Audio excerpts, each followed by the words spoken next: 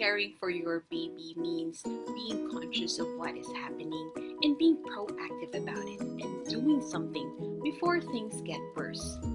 What I'm about to show you is a segment of the Asian Parent Live webinar with the theme How to Best Care for Baby Bash.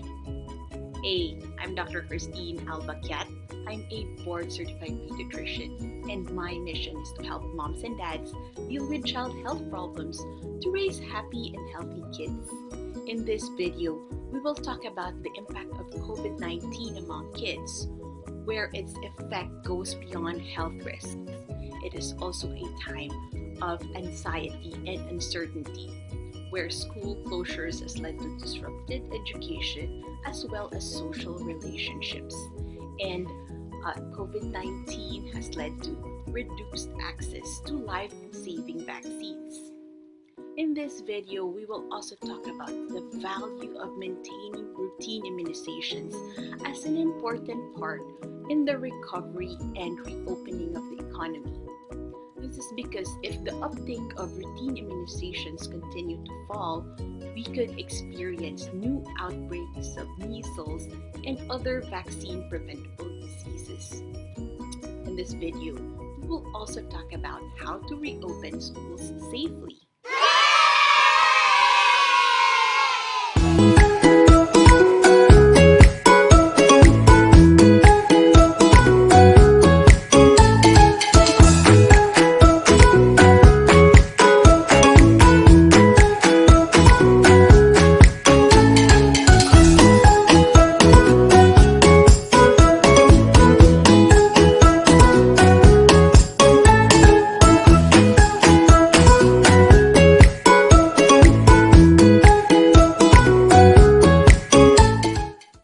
Good evening, everyone! We are very glad to have you with us tonight as we celebrate the first ever virtual baby bash in the Philippines.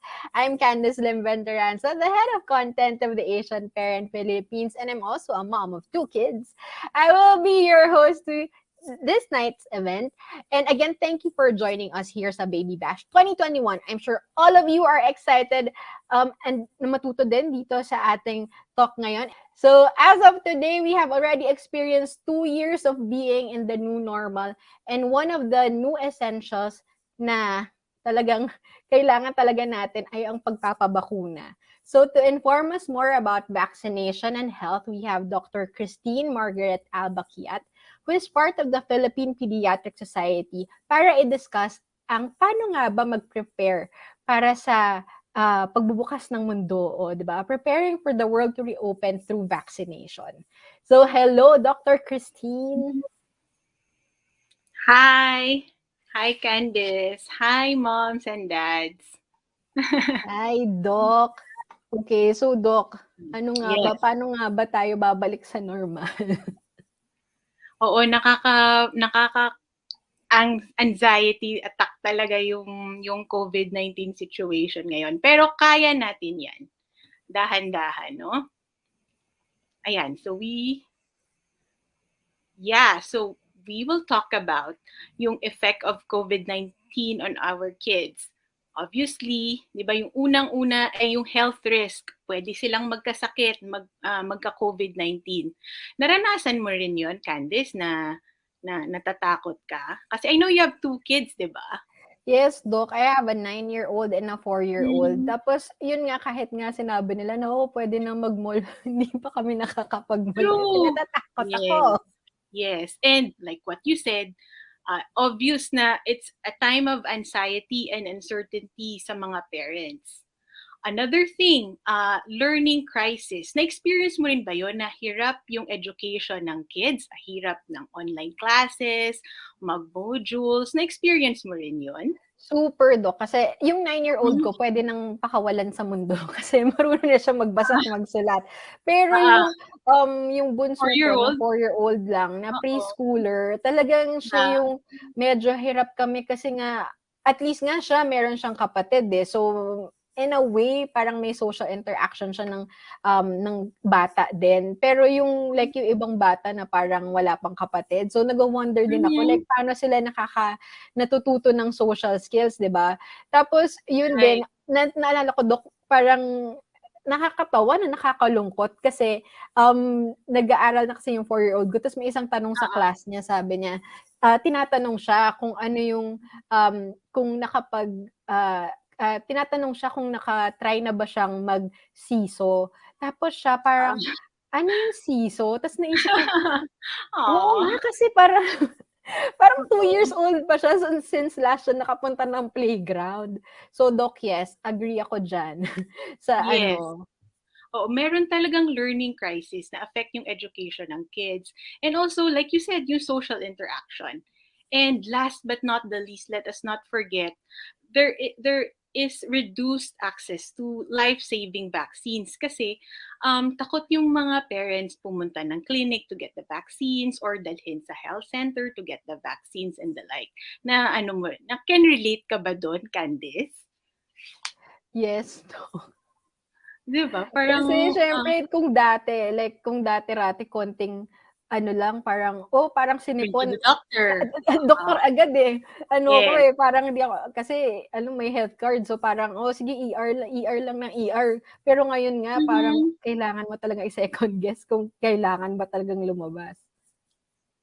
But yes, for when the kids are sick, you have to bring them, of course, to see the doctor. And let us not forget yung vaccination nila, which we will be discussing today.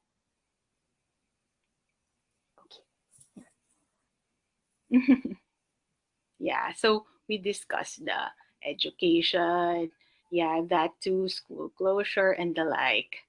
Yes, we need the vaccines because if we don't give the vaccines to the kids on time, missed doses would lead to outbreaks. Uh, may mga diseases kasi na in circulation right now, pero which are preventable. For example, flu or influenza or yung trangkaso. We have the flu vaccine available. And if we give the kids the flu vaccine, they can be protected from that. And also, if you remember, in 2019, Candice, nagkaroon actually ng measles outbreak sa Philippines. 5 regions in the Philippines had measles outbreak. Kasi parang may mga missed vaccine doses kasi noon. Also, it also happened, also in 2019, nagkaroon din ng polio outbreak. So, this is the result of not giving vaccination. Nagkakaroon ng outbreak ng mga diseases na supposedly preventable. Kasi Pero, na-control na. right. So, yun. Now, Ayan. Kailangan every parent meron nito. Ang right. vaccination schedule. So, pag tiningnan mo, napaka-overwhelming nga, di ba? Ang daming bakuna. Pero to make it easier, let's take you for example, Mami Candice. You have a 4-year-old, di ba? Yes. Yes. Anong name ng anak mo?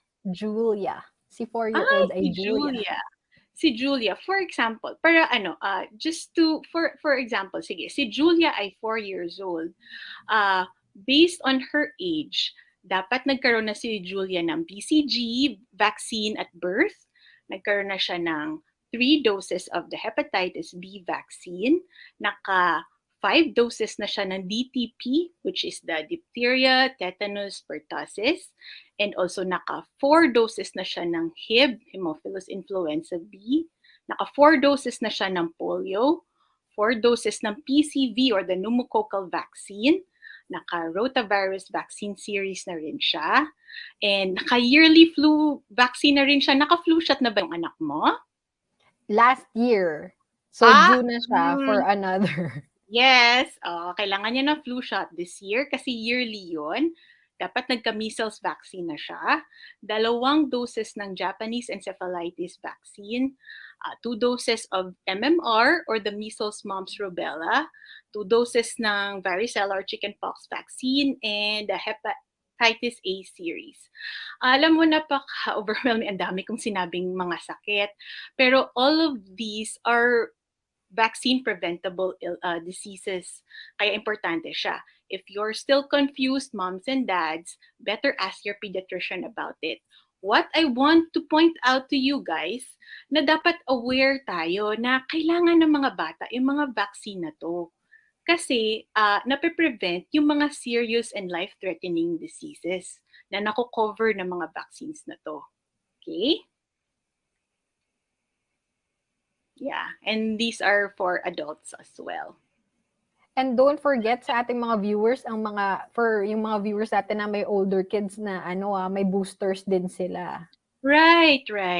For example, yung anak mong 9-year-old, kung up to date siya sa vaccines niya na na-boosteran na siya, ang kailangan niya na lang ay yearly flu vaccine, for example. Yun. Pero, you have to check with your doctor. Dala-dala mo yung baby book. Pa-check mo, Doc, ano pa yung kulang ng anak ko. Yun.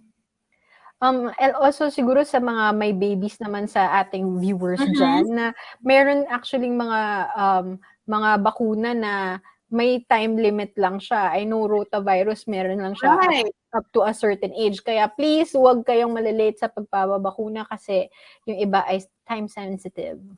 Right. That is correct, Candice. Okay.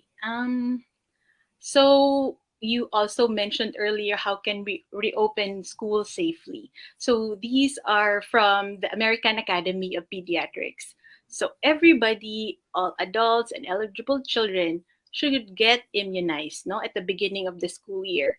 And just because bumaba na yung cases, kalimutan na natin yung minimum health standards. Let us not forget, of course, kailangan pa rin natin mag-face mask and physical distancing and increasing air circulation in the classrooms. Next slide, please. And temperature checks are helpful. And for the schools, to plan ahead, what to do in case a student becomes positive, anong next steps? So you have to discuss that. And of course, immunisations and wellness exams are important.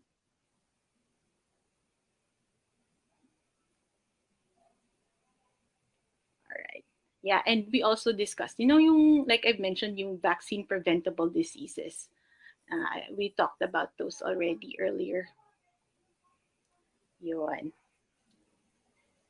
Anyway, may tanong ka pa, Candice, sa mga anak mo or what?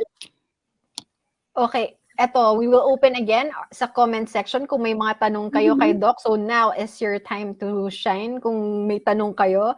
Dahil, syempre, layunin natin na maging sobrang informative din tayo dito sa ating baby bash, di ba? Pero, Doc, you mentioned yung mga dapat may vaccine schedule. Meron bang meron bang mga bakuna na parang pwedeng malate o talagang dapat stick to the schedule tayo? Well, the vaccine schedule is done in a way na kailangan siyang ibigay at the time na kailangan ng bata. And naka-time din yun to work with the immunity of the kids. So yun, kailangan mas maganda talaga on time. Pero don't worry, for example, because of the pandemic, na-delay kayo. Now you know, kailangan mong ipa-vaccine yung anak mo. So there is what we know, the catch-up vaccine, na kung na-miss ang dose or na-delay or hindi talaga nabigay yung vaccine na yun, ibibigay siya. And we do catch up. Actually, madami akong catch up sa clinic ngayon because of the pandemic, of course. Kaya I applaud those moms and dads na conscious talaga na dinadala sa clinic and pinapa-update yung vaccine record nila. Because pag hindi natin ma-catch up or maano yung vaccine schedule, yun nga, lalabas yung mga vaccine preventable diseases. Hindi lang naman COVID kasi yung sakit na hinaharap ng mga bata ngayon. Ang dami pang ibang sakit na nandyan lang. Yun. Kaya importante, mabakunahan talaga yung mga bata. Doc, ito may magandang tanong. Paano kapag na-late ang pagbabakuna kay baby? Kasi Mhm. minsan nilalagnat sila. Tapos syempre pag nilalagnat, di sila pwedeng Ah, pabakunahan. So paano pag ganun? Kailangan po ba super healthy baby talaga si baby para mapabakunahan? Or yung mga sinat ganyan, pwede pa rin silang bakunahan? actually, thank you, Mommy Rose, for the question. Magandang tanong yan and parating tinatanong sa akin yan. Pag may mga sipon-sipon lang yung bata or what, or like really mild, pwede siyang bakunahan. Pero pag may fever, hindi talaga pwede. Made-defer yung vaccine. What you can do is, as soon as gumaling na yung bata, then bring to the doctor na para mabakunahan. Doc, may isang tanong din dito. Nagulat si Mommy May, na yearly pala ang flu vaccine. Yes, yearly po siya. Yeah! Pero how Really? about yung anti-pneumonia? Siguro pneumococcal to ba, Doc? Right. Anti-pneumonia na vaccine. Is it also yearly? Dahil 3 years old na daw ang kanyang baby. Well, for your 3-year-old, check the vaccine record. The recommendation is merong dapat at 3, naka 3 doses of PCV plus booster. So, dapat naka 4 doses na siya ng PCV 13 or yung pneumococcal vaccine. Yun. Dapat 4 na at 3 years old. Pero, pag naka-4 na, then should be okay pag healthy yung kid. Doc, may isang magandang tanong din dito. Kasi, di ba, Doc, meron tayong mga vaccines that are actually available for free sa ating mga health centers. Pero Right? paano, Doc, yung mga hindi available sa health center? Kailangan ba siya na pumunta ba daw sa pedia for the others na hindi available sa health center? Yes, kailangan. Actually, naintindihan ko naman. Siyempre, pandemic tayo and siyempre kailangan din matipid tayo, 'di ba? So for those na gustong pumunta sa health center, then yes, I still encourage them, kumpletuhin niyo yung mga bakuna sa center para makatipid po tayo. But ina-advise ko rin yung mga kulang na wala sa health center, need talagang punta sa private pediatrician para mapakunahan ng mga yon. Kasi meron din naman ng mga kulang. Although the government has made good effort na mabigay yung mga kailangang bakuna ng mga bata, unfortunately, hindi lahat. May mga kulang pa din. Kaya ask your pediatrician. At 9 months, pwedeng ibigay yung Japanese encephalitis vaccine. So ask your doctor about it. And also yung rotavirus vaccine, wala din yan sa health center. Ito yung sa mga babies. And maybe an insight also na sa mga nanonood sa atin, mas mahal din naman din kasi pag nagkasakit si baby. So, Oh, di oo. ba, parang kung i-weigh mo yung cost ng bakuna versus yung cost kapag nagkasakit siya, mas lalo na ngayon. I don't know Lalo kung meron na sa inyong nakapunta sa ER, pero kasi pag ngayon pumunta ka sa ER, meron pang iba-iba, may fees pa dahil sa PPE, ganyan. So, may mga added cost talaga siya. So, guys, mas mura ang bakuna. So, yun lang sa Magandang point mo, Candice, tama yan. Pero hindi lang sa tipid na mas mahal magkasakit. Siyempre, mas maganda na hindi na magkasakit yung bata. Kasi yes. safe ang vaccine. Ano ba? Paano nag-work ang vaccine? So, vaccine induces your immune system na mag-produce ng antibodies. No? The same way na nangyayari pag nagkaroon ng disease yung bata. Pero ang difference ng vaccine and kung magkaroon ng disease itself, yung vaccine kasi ay weakened or killed form of the virus or bacteria. So, the kid doesn't get sick from the disease. So, mas okay talaga siya kasi hindi magkakasakit ang bata. Eto, Doc, isang maganda ring tanong. Ano po ba ang ibig sabihin ng rotavirus? Para saan po yun at ano po yung benefits at kinaibahan sa ibang bakuna ng mga babies? O, di ba, nagulantang kayo kung ano yung rotavirus dahil sinabi kong may deadline si rotavirus. Sige, Doc, ano si rotavirus? Rotavirus vaccine causes acute gastroenteritis. Basically, yung pagsusuka, pagtatae is a common disease na nakikita sa clinic. But, tawag mo dito, More so, it can also be a reason na ma-hospitalize ang bata because of dehydration. So, rotavirus causing acute gastroenteritis can be prevented by the rotavirus vaccine. Yun yung sabi ni Mami Candice na dapat before 8 months of age, nabigay na siya. Mm-mm. Diba? Ang dami natin natutunan, diba? Doc, may isa pang tanong dito. What if nagkabulutong na si baby, need pa ba po niya ng varicella vaccine? Magandang tanong yun, Doc. Pag Kung nauna nagka-natural chickenpox infection, no need na.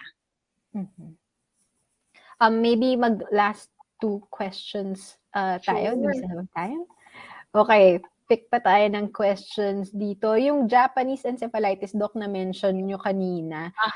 Anong year po pwede? And kasi daw ang baby niya ay 1 year, 6 months na.